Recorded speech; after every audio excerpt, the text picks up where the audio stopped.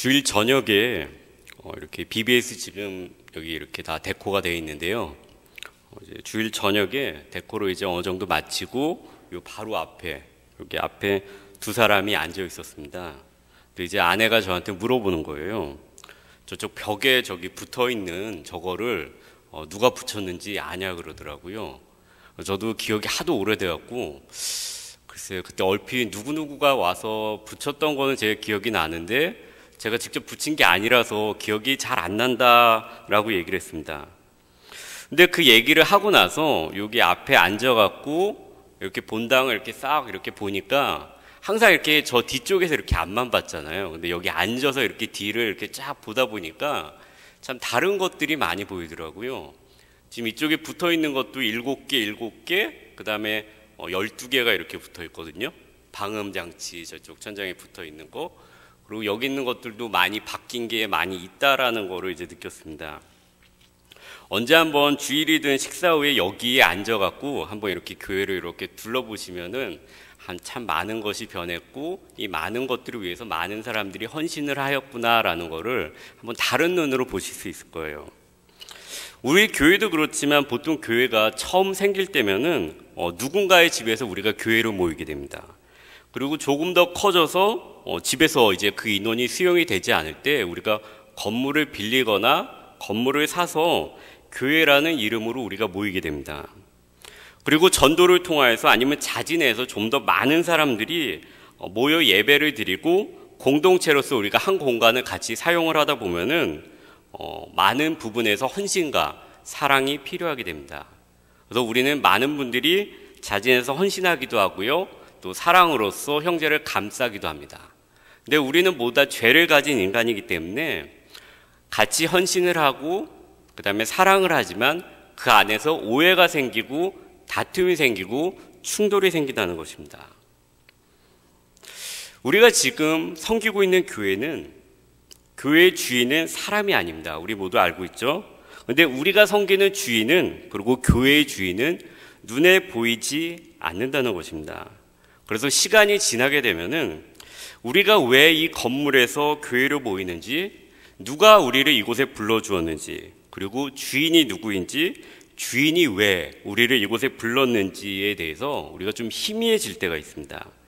이것은 우리가 잘못해서가 아니라 인간은 누구나 눈에 보이지 않으면 잊어버리고 헷갈리는 존재이기 때문입니다. 오늘 주일학교 BBS의 본문이 사사 기드온에 관한 내용이었습니다. 이 기드온에 대한 이제 내용을 이제 묵상을 하다가 제가 이런 생각이 들었습니다. 요즘 시대 가운데서 교회가 쇠락해져 가는 것을 볼 때, 교회가 힘을 잃어가는 것을 볼 때, 그리고 교회가 세상 가운데서 그리고 교회 안에서 사람들의 지탄을 받을 때, 또한 내 자신이 정말 하나님의 선택받은 백성인가라는 확신이 희미해져 갈 때, 아니면 힘이 없어져 갈 때 우리 마음속에서 하는 말들이 이 기드온의 고백과 같다는 생각이 들었습니다. 사사의 6장 12절과 13절을 제가 읽어드리겠습니다. 여호와의 사자가 기드온에게 나타나 이르되 큰 용사여 여호와께서 너와 함께 계시도다 하매 기드온이 그에게 대답하되 오 나의 주여 여호와께서 우리와 함께 계시면 어찌하여 이 모든 일이 우리에게 일어났나이까. 또 우리 조상들이 일찍이 우리에게 이르기를 여호와께서 우리를 애굽에서 올라오게 하신 것이 아니니 한 그 모든 이적이 어디 있나이까. 이때 기드온은 숨어서 타작마당에서 미디안 사람들에게 곡식을 빼앗기지 않기 위해서 숨어서 타작을 하고 있었습니다. 너무나도 약해 보이는 그에게 하나님께서 말씀하십니다. 큰 용사여. 교회는 물론 이적 위에 세워지진 않았습니다. 그리고 우리는 어쩌면 큰 용사가 아닐지도 모릅니다. 그러나 하나님께서 보시기에 우리는 너무나도 사랑받는 존재들이고 또 예수님께서 피로 사신 교회의 구성원이라는 것입니다. 이 기드온이 많은 고난 가운데 그것을 잊어버렸지만 오늘 본문 다시 한번 봄으로 인해서 우리가 절망과 낙담 가운데 있을 때 미디안 족속에게 빼앗기지 않으려고 숨어서 타작하던 기드온에게 여호와의 용사여라고 부르시며 내가 누구인가? 우리가 누구인가 라는 정체성을 다시금 일깨워 주신 하나님, 그러므로 싸움에 나가서 승리하게 하신 하나님과 그리고 세상 가운데서 우리를 교회로 불러주셨는데요.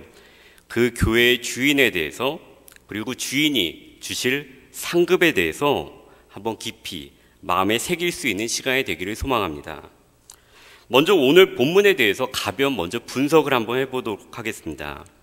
먼저 오늘 본문 말씀은 세 부분으로 나눌 수 있습니다. 첫 번째는 13절에서 14절로 나눌 수가 있고요. 다음으로는 15절에서 17절까지, 그리고 마지막으로는 18절에서 20절까지로 나눌 수가 있습니다. 다시 한번 확인해 보겠습니다. 첫 번째는 13절과 14절이 하나고요. 두 번째는 15절에서 17절이 하나고요. 마지막으로는 18절에서 20절이 또 하나의 묶음이라는 것입니다. 이 15절부터 20절까지는 사실 하나로 묶을 수 있습니다.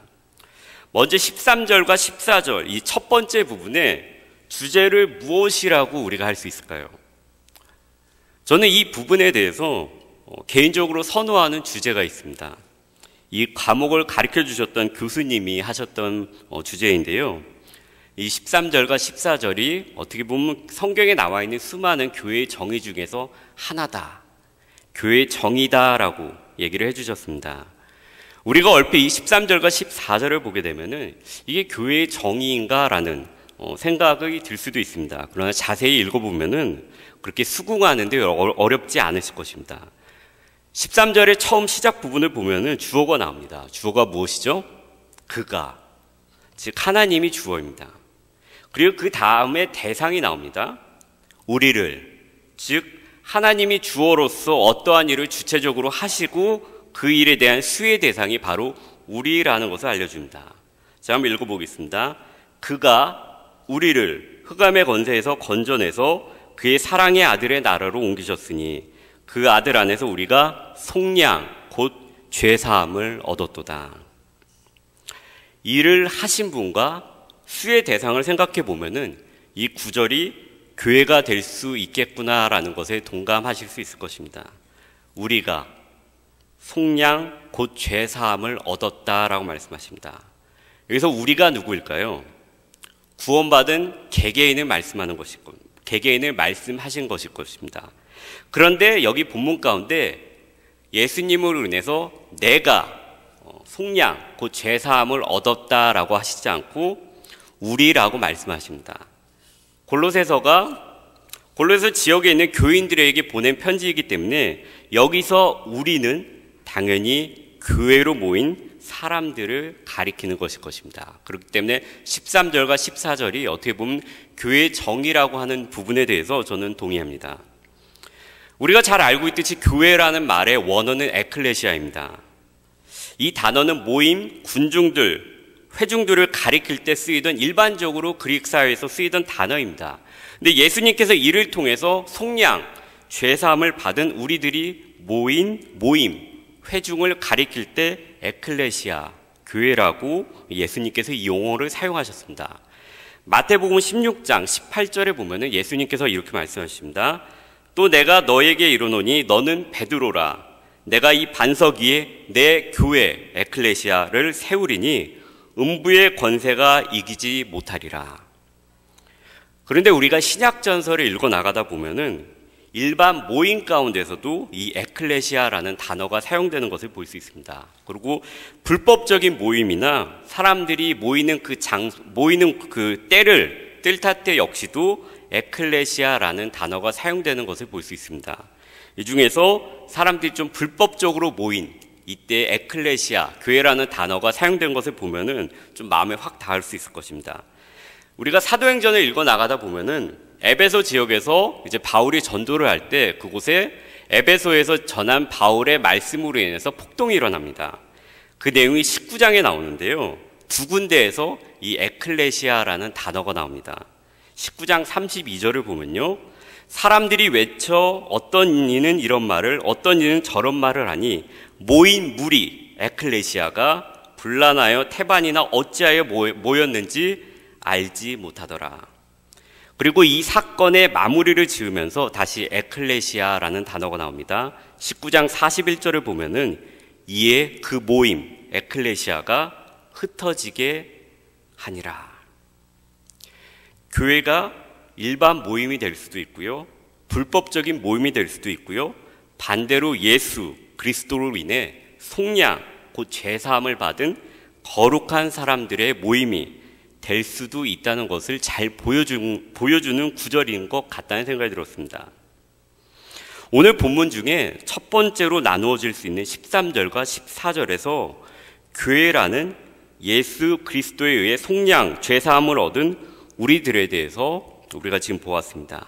이제 다음으로 두 번째로 나누어지는 부분을 보도록 하겠습니다. 16절과 15절부터 17절을 볼 텐데요.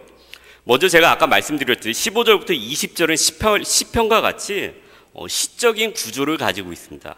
그래서 학자들은 아마도 이 골로새서 1장 15절부터 20절이 아마도 사도 바울이 골로새서를 쓰기 훨씬 이전부터 사람들이 예배로 모였을 때 신앙 고백을 위해서 운율을 붙여서 송영처럼 불렀을 것이다 라고 생각을 하고 있습니다. 우리 한국교회가 예전에 주기도문에 운율을 붙여서 예배 이제 맨 마지막 부분에 불렀던 것 같이 이 15절부터 20절 부분에 곡조를 붙여서 신앙의 고백처럼 사용했을 것이다 라고 많은 학자들이 추측을 하고 있습니다.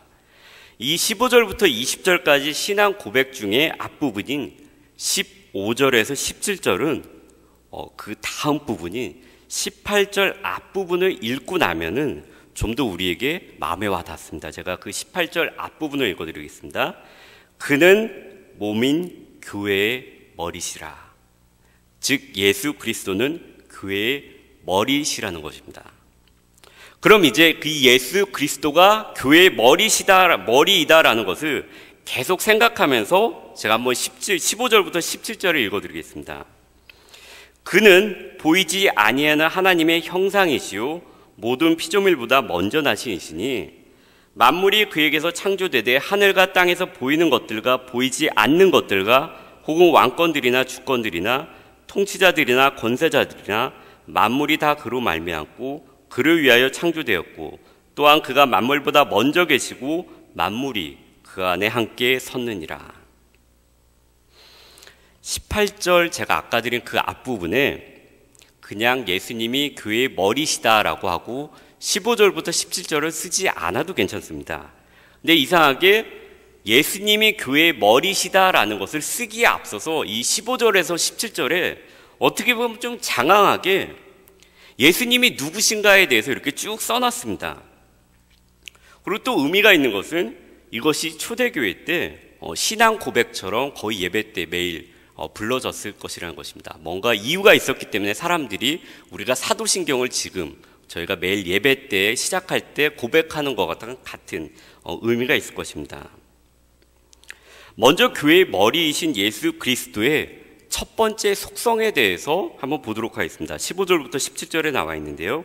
그는 보이지 아니하는 하나님의 형상이시오. 여기에 나오는 형상은 하나님이 만약에 인간의 몸을 입고 오신다면 딱 그 얼굴에 그 키와 그 몸매를 가지고 오신다는 뜻은 아닐 것입니다. 그것보다는 요한복음 14장에서 제자 빌립이 예수님께 하나님 아버지를 우리에게 제발 보여주십시오라고 떼를 쓰는 장면이 나옵니다. 그 간청하는 장면에서 예수님께서 하신 말씀이 이 형상, 이 구절을 잘 설명할 수 있을 거라는 생각이 가장 들고 가장 복음적인 해석일 것 같습니다. 제가 그 부분을 읽어드리겠습니다. 빌립이 이르되 주여 아버지를 우리에게 보여주옵소서. 그리하면 우리가 족하겠습니다. 예수께서 이르시되 빌립아 내가 이렇게 오래 너희와 함께 있으니 너가 나를 알지 못하느냐? 나를 본 자는 아버지를 보았거늘 어찌하여 아버지를 보이라 하느냐? 자, 예수님께서 강조하시는 것이 너가 나를 봤고 나와 함께 있었으니 그게 족하다. 왜냐하면 내가 아버지 안에 있고 아버지는 내 안에 거하기 때문이다. 이것이 아니라는 것입니다. 제자들이 예수님에 대해서 마태, 마가, 누가, 요한복음을 쓴 것은 그분이 우리와 함께 있었다. 이런 이유 때문에도 썼을 수 있습니다. 그러나 더욱 중요한 것은 예수님의 성품, 그리고 예수님의 속성을 알리기 위해서 썼습니다. 이 형상 역시 예수님의 속성과 성품을 말씀하시는 것일 것입니다. 이 제자들이 3년 동안 예수님과 같이 동행하면서 이 예수님의 성품과 속성에 대해서 알고 느꼈기 때문에 예수님이 아버지께로 잠시 올라간 이후에도 제자들이 예수님을 믿고 계속해서 따르고 자신의 삶을 바칠 수 있었던 것은 그들이 예수님을 통해서 하나님의 속성을 볼 수 있었기 때문입니다. 그리고 예수님의 상과 우리를 위한 죽음을 보면서 그분이 우리를 향한 사랑의 성품을 가지고 있고 그것을 그들이 배우고 이를 복음과 함께 전하고 살려고 그들이 노력했던 것입니다. 계속해서 오늘 본문을 보면요, 모든 만물이 그에게서 창조되되 하늘과 땅의 모든 것들뿐만이 아니라 모든 것이 그로 말미암고 그를 위하여 창조되었고 그 안에 함께 섰다 또는 존재한다라고 말씀하고 있습니다. 이거를 종합하면은 교회의 머리이신 예수님은 누구라는 거다라는 거 우리에게 말씀하고 있습니다. 그것은 바로 창조주라는 것입니다. 우리가 삼위일체 하나님에 대해서 말할 때 성부, 성자, 성령이라고 고백을 하잖아요. 예수님이 창조주이다라는 말씀은 예수님께서 성부 밑에 있는 분이 아니라 동일하지만 다르다는 것을 우리에게 말씀해 주고 있습니다. 이렇게 예수 그리스도에 대해서 분명하게 이분이 누구이신가에 대해서 15절부터 17절에서 고백을 다 하고 난 후에 그 다음에 하는 선언이 몸인 교회의 머리시다. 예수님께서 몸인 교회의 머리시다라는 것입니다. 그냥 하나님이 주인이시다, 예수님이 교회의 주인이시다 라고 추상적으로 외치는 것보다 주인의 속성을 아는 것이 교회에서 그만큼 중요하기 때문에 교회가 당연히 예수님이 주인이시지만 그 앞에 앞서서 두 구절을 할애해서 예수님의 속성에 대해서 우리에게 알려준 것입니다. 그분의 속성을 아는 것이 그럼 교회하고 무슨 상관이 있는 것일까요? 그것은 세상의 사고방식, 세상의 사상, 잘못된 가르침이 교회에 들어왔을 때 이를 어떻게 구분하고 우리가 물리쳐야 하는지에 대한 대답을 주기 때문에 그렇습니다. 그 당시에 거짓 교사들이 세상의 철학에서 그리고 세상의 종교에서 가지고 들어온 생각 중에 하나가 예수님은 육체로 존재하시지 않고 우리가 눈으로 그렇게 보였지만 착각이고 영적으로만 존재했다라는 것과 예수님은 성부로부터 창조된 존재, 즉 우리 같은 피조물보다 약간 높지만 예수님 역시 창조된 존재다라는 생각을 그 당시에 사람들이 갖고 있었습니다. 그리고 요즘에 사람들 역시 상당히 영적으로 생각이 흘러가고 있기 때문에 이런 생각들이 나중에 우리 알지 못하지만 교회 안에 충분히 들어올 가망성도 있다는 것입니다.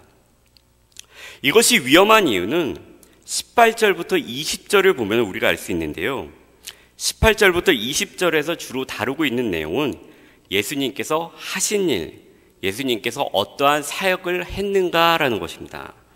20절을 우리 한번 보도록 하겠습니다. 함께 보도록 하겠습니다. 그의 십자가의 피로 화평을 이루사 만물 곧 땅에 있는 것들이나 하늘에 있는 것들이 그로 말미암아 자기와 화목하게 되기를 기뻐하심이라. 자, 예수님께서 십자가에서 어떤 사역을 하신 거죠? 우리를 위하여 화목 제물이 되셨다는 것입니다. 그래서 우리가 한번 구약시대에 있었던 제물의 속성을 한번 다시금 생각을 해봐야 됩니다. 구약시대의 제사와 예수님의 제사를 다루고 있는 히브리서를 보게 되면은 이에 대한 자세한 설명이 나와 있습니다. 제가 히브리서 10장 10절을 읽어드리겠습니다. 이 뜻을 따라 예수 그리스도의 몸을 단번에 들이심으로 말미암아 우리가 거룩함을 얻었도다. 자, 몸을 단번에 드렸다라는 것은 예수님께서 죽으셨다라는 것을 의미합니다. 자, 제물은 속성상 반드시 죽어야 합니다. 한번 예를 들어 보겠습니다. 구약시대에 누군가 죄를 지었습니다. 그러면 어떻게 하죠? 동물을 가지고 옵니다. 구약에 있는 율법에 따라서 동물을 가지고 와서 제사를 드려야 됩니다. 그런데 만약에 어떤 사람이 황소를 데리고 왔는데 집에 이 황소가 한 마리뿐이에요. 그래서 이제 농사 때가 되면은 이 황소를 꼭 써야 됩니다. 그래서 레위인하고 제사장한테 뇌물을 조금 주고 소를 때려서 기절을 시킨 다음에 이제 칼로 살짝 베어서 피를 좀 나게 하고 다른 동물의 피를 이렇게 그쪽에 이렇게 범벅이 되게 한 다음에 제사를 드리고 제사가 끝난 다음에 이 소를 깨워서 집으로 데리고 갔습니다. 만약에 그렇다면 이 제사가 효력이 있는 제사인가요? 효력이 없는 제사입니다. 아니면 만약에 그 사람이 우리가 옛날에 땅 문서가 있었듯이 이 소를 산 증서, 요즘으로 따지면 영수증을 가지고 와서 영수증 가운데 제 마음을 담았습니다 라고 제사를 하나님께 드린다면 그것이 유효한 제사가 될 수 있을까요? 그렇지 않습니다. 제사를 드릴 때 제물은 분명한 실체를 가진 존재가 분명하게 죽어야 한다는 것입니다. 자, 한번 잠시 오늘 했던 것을 정리를 해보겠습니다. 자, 먼저 13절과 14절은 교회의 정의인 예수 그리스도를 통해서 우리가 속량 죄사함을 받았고 속량 죄사함을 받았다라고 교회의 정의에 대해서 말씀하고 있습니다. 그리고 나서 신앙 고백인 15절부터 20절까지 중에서 예수님께서 교회의 머리시고 주인이시다라는 것을 설명하기 앞서서 15절부터 17절에 예수님의 속성에 대해서 우리가 반드시 알아야 됩니다. 그래야지 예수님이 교회의 주인이신데 어떠한 주인인지 알 수 있습니다 라고 두 번째로 얘기했고요. 세 번째로는 예수님이 교회의 주인이신데 이분이 하신 사역이 어떠한 것인가 라는 것을 우리에게 알려줬습니다. 예수님께서 하신 사역은 우리를 위해서 실제로 죽으셔서 우리가 하나님과 화평할 수 있게 하셨다는 것입니다. 오늘 본문의 22절을 보면은 이것을 요약해서 말씀을 하고 있습니다. 한번 제가 읽어보도록 하겠습니다. 이제는 그의 육체의 죽음으로 말미암아 화목하게 하사 너희를 거룩하고 흠없고 책망할 것이 없는 자로 그 앞에 세우고자 하셨으니. 자, 이제는 그의 육체의 죽음. 자, 오늘 본문 가운데서 다시 한번 얘기를 하고 있는 거죠. 육체의 죽음으로 말미암아. 예수님께 실제로 영적인 존재가 아니라 영적으로 우리 눈에 육체처럼 보인 것이 아니라 정말로 몸을 가지고 오셔서 정말로 죽으셔서 우리를 위해서 대속 제물이 되셨다는 것입니다. 그리고 그 이유는 우리를 하나님과 화목하게 하사 거룩하고 흠없고 책망할 것이 없는 존재로 그 앞에 세우고자 하셨습니다. 근데 그 앞에 바로 세우는 것이 아니라 우리를 교회로 모이게 하셨다는 것입니다. 자, 교회의 주인은 예수님이십니다. 근데 어떤 이 주인이 있는데 그 주인은 자신의 양들을 죽기까지 사랑하고 그래서 실제로 그 양들을 위해서 죽으신 그분이 바로 교회의 주인이라는 것입니다. 우리가 교회 생활을 할 때 늘 가장 중요하게 생각해야 되는 것이 바로 이것이라는 것입니다. 예수님께서 그냥 교회의 주인이십니다 이게 아니고 예수님께서 교회의 주인이십니다 라고 우리가 고백할 때 먼저 예수님이 누구신가, 그분의 속성에 대해서 그분은 창조주이시다, 우리를 만드신 분이시다라는 것을 우리가 기억을 해야 되고요. 두 번째로는 예수님께서 그냥 교회의 주인이 아니고 세상을 창조하셨으니까 모든 것의 주인이 아니고 예수님께서 실제로 교회를 세우기 위해서 우리를 위해서 제물이 돼서 죽으셨다는 것입니다. 그리고 다시금 살아나셔서 우리를 하여금 다시 부활에 대한 소망을 갖게 하여 주셨다는 것입니다. 이제 우리가 오늘 본문을 통해서 교회의 주인을 다시 한번 보았습니다. 그럼 교회라는 우리가 모인 공동체 안에서 우리가 어떻게 행동해야 되는가에 대해서 우리 방향이 나옵니다. 이것이 바로 결론인데요. 우리가 주인을 알게 되면은 주인의 뜻을 알기 위해서 노력하고 주인의 성품과 주인의 속성을 알게 되면은 우리가 어떻게 행동하는 것이 맞는 것인가라는 대답이 나오게 됩니다. 우리가 교회 공동체 안에서 생활을 하면서 여러 오해가 생기고 여러 다툼이 생기고 여러 충돌이 생길 때 가끔은 그래서 마음이 상하기도 하고 아프기도 할 때, 그래서 가끔은 내가 교회를 옮기고 싶다는 생각이 들 때, 아니면 주변에 누군가가 교회에서 내가 상처받아서 이제 나오지 못하겠다라고 할 때 그 사람은 이렇게 다독여줬으면 좋겠습니다. 아니면 내가 그런 상태라면 내 자신을 이렇게 다독여줬으면 좋겠습니다. 요한계시록 마지막 장인 22장에서 예수님께서 하신 말씀입니다. 보라, 내가 속히 오리니 내가 줄 상이 있어 각 사람에게 그가 행한 대로 갚아주리라. 자, 예수님께서 나에게 상이 있다고 말씀하십니다. 그리고 각 사람이 그 행한 대로 그것을 갚아주시겠다고 말씀하십니다. 이것이 우리가 교회 안에서, 공동체 안에서 예수님을 주인으로 모시면서 각자 힘써서 열심히 일하지만 우리가 상처받고 죄를 가진 사람이기 때문에 싸우기도 하지만, 그럼에도 불구하고 내가 열심히 일해야 되는 이유는 주인이신 예수님이 그냥 마지막에 우리를 그냥 하늘로 올리시는 것이 아니라, 보라, 내가 속히 오리니 내게 줄 상이 있어 각 사람에게 그가 행한 대로 갚아주리라. 갚아주신다는 것입니다. 우리의 마지막 면류관의 끝에, 교회의 끝에 우리가 받을 상이 있다는 것입니다. 교회의 구성원으로서 교회의 주인 대신 예수님이 주시는 상을 늘 소망하며 또한 기대하며 오늘도 살아갈 수 있는 저 우리 모두가 되었으면 좋겠습니다.